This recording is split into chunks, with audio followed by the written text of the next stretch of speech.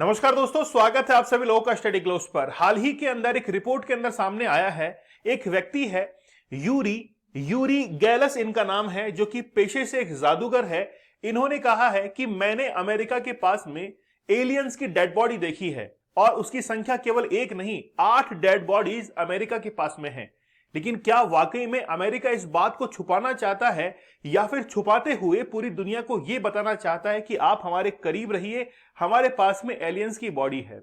लेकिन सवाल यह है कि एक जादूगर को आखिरकार वहां पर बुलाया क्यों गया। हाल ही के अंदर एक न्यूज़पेपर में पब्लिश हुआ कि यूरी गैलस नामक एक जादूगर है जिनको नासा ने इन्वाइट किया है ताकि वो यूएफओ के अंदर जो भी एलियंस आए थे उनकी डेड बॉडी को रिसर्च कर सके। अब आप लोगों के मन में एक सवाल होगा कि आखिरकार जादूगर को नासा के अंदर क्यों बुलाया गया। बात यह है कि जब यूएफओ क्रैश हुआ था तो उसके पार्ट्स ही इसी जादूगर ने, जिसका नाम है यूरी गैलस, इन्होंने नासा को दिए थे और उसके बाद में नासा और इनके बीच में कई बार बातचीत हो चुकी है। यहां तक कि 2021 के अंदर जो एलियंस थे उनके ऊपर बातचीत करने के लिए भी कई बार इनको बुलाया गया है। इन्होंने दावा किया है कि नासा की एक साइट है जो कि वॉशिंगटन डीसी से 10 किलोमीटर दूर है। नाम है गोडार्ड स्पेस फ्लाइट सेंटर। तो गोडार्ड स्पेस फ्लाइट सेंटर जो है, इसके अंदर एक बेसमेंट है। बेसमेंट में लगभग आप मान के चलिए कि 3 मंजिला इमारत नीचे है, मतलब बेसमेंट के अंदर। वहां पर यूरी गैलेड को ले जाया जाता है। काफी गर्मी होती है। इन्होंने कहा कि मैंने 3 बार सीढ़ियां जो है वो नीचे उतरी और उसके अंदर काफी गर्मी थी, लेकिन फिर भी मुझे कोट पहनाया गया। जैसे ही मैं नीचे उतरा तो वहां पर हॉस्पिटल के जैसे स्मेल आ रही थी। मैंने फिर वहां पर देखा कि 8 डेड बॉडीज रखी हुई हैं और वो डेड बॉडीज एलियन की हैं। उसके अंदर उन्होंने कहा कि उनके हाथ पैर काफी पतले थे लेकिन सिर काफी बड़ा था। ये इनके द्वारा कहा गया था। ये जो आप लोग स्पेस सेंटर देख रहे हैं, ये बेसिकली नासा का ही एक स्पेस सेंटर है जिसका नाम है गोडार्ड। क्या बात यहीं पे खत्म हो जाती है? बात यहां पर खत्म नहीं होती है, लेकिन उससे पहले 75 डेज का हार्ड चैलेंज आप लोग हमारे साथ में ज्वाइन कर सकते हैं। अगर आप लोग चाहते हैं कि वाकई में आपके विल पावर के अंदर इंक्रीज हो, आप एक क्लियर थिंकिंग के साथ में जिए, कभी भी डिलेमा के अंदर ना जिए। अगर आप लोग किसी एडिक्शन का शिकार हैं, खासतौर पर पॉर्न एडिक्शन का या फिर किसी दूसरे एडिक्शन का, तो आप हमारे 75 डेज हार्ड चैलेंज के साथ में जरूर जुड़िए। और 75 दिन अगर आप लोग उससे दूर रहेंगे और हमारी टेक्निक्स को इस्तेमाल करेंगे तो आप लोगों के जीवन के अंदर बहुत बेहतर सुधार होगा। इस बात के लिए हम लोग जो है वो आप लोग के साथ में हमेशा बने रहेंगे।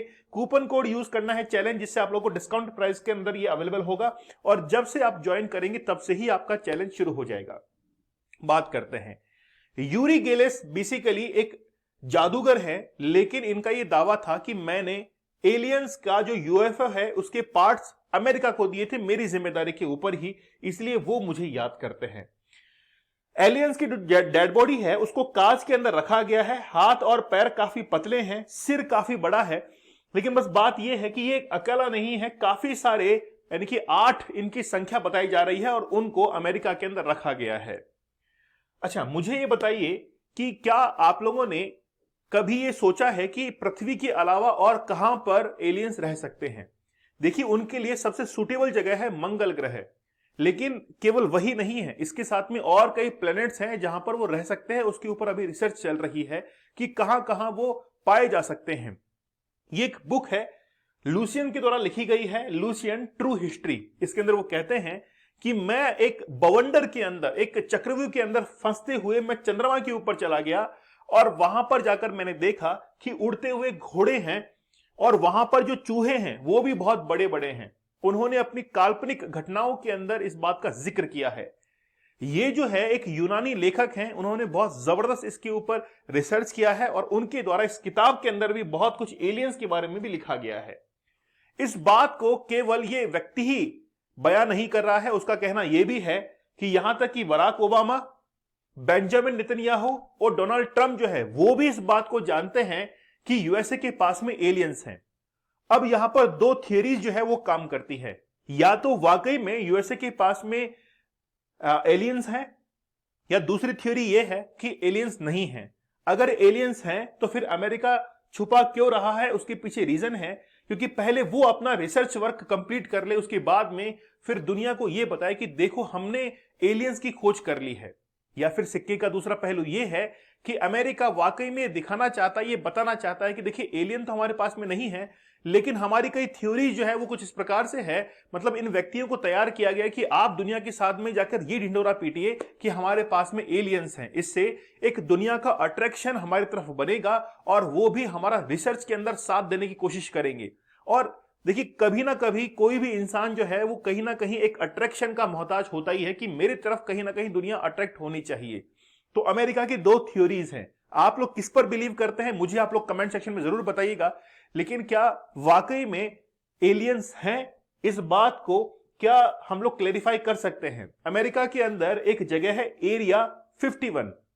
एरिया 51 एक ऐसी जगह है जिसको 1955 के अंदर राष्ट्रपति जो थे उन्होंने इस जगह को ढूंढने के लिए कहा था कि हमें एक ऐसी जगह चाहिए जहां पर हम लोग एलियंस को रख सकते हैं। तो जून 2019 में अमेरिकी पॉडकास्ट जो रोगन के शो में कॉन्स्पिरेसी थ्योरी बॉब लजार ने दावा किया था कि उन्होंने एरिया 51 में एलियंस टेक्नोलॉजी की रिवर्स इंजीनियरिंग पर काम किया है। रिवर्स इंजीनियरिंग क्या होता है? जैसे मान लीजिए कि मेरे पास में कोई भी अगर मटेरियल है, मैंने उसको तोड़ दिया है, तो तोड़ने के बाद मैं उस पर काम करूंगा कि कैसे मैं उसको वापस जोड़ सकता हूं, उसको हम लोग कहते हैं रिवर्स इंजीनियरिंग। अगर मान लीजिए कि यूएफओ क्रैश हुआ है तो उस क्रैश हुए यूएफओ को वापस से बनाया जाएगा और उसको हम लोग रिवर्स इंजीनियरिंग की कैटेगरी के अंदर रखेंगे।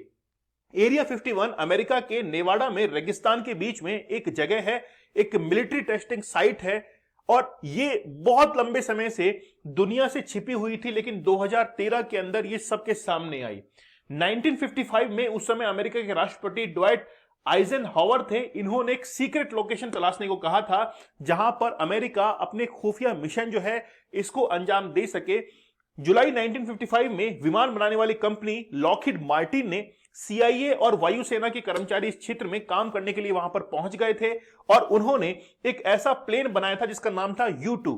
U2 जो था वो लगभग 15,000 फीट से ऊपर भी उड़ सकता था। जब ये हवा के अंदर उड़ता था तो बहुत सारे लोग ये भी सोचते थे कि आखिरकार ये यूएफओ ही है, लेकिन बहुत सारे लोगों को इसके साथ में गलतफहमी हुई जब ये 60,000 फीट से ऊपर भी उड़ना शुरू कर देता है। ठीक है, 2013 में अमेरिकी जो साइट है एरिया 51 उसका खुलासा किया जाता है और इस बात की पुष्टि कर दी जाती है कि ये बेसिकली एक टेस्टिंग साइट है, ना कोई एलियन रिसर्च की जगह, ये उन्होंने कहा था। लेकिन कई बार इस बात के कयास लगाए जाते हैं कि बेसिकली ये जो है वो एक एलियंस की ही जगह है, यहां पर अमेरिका ने एलियंस की डेड बॉडी को रख रखा है।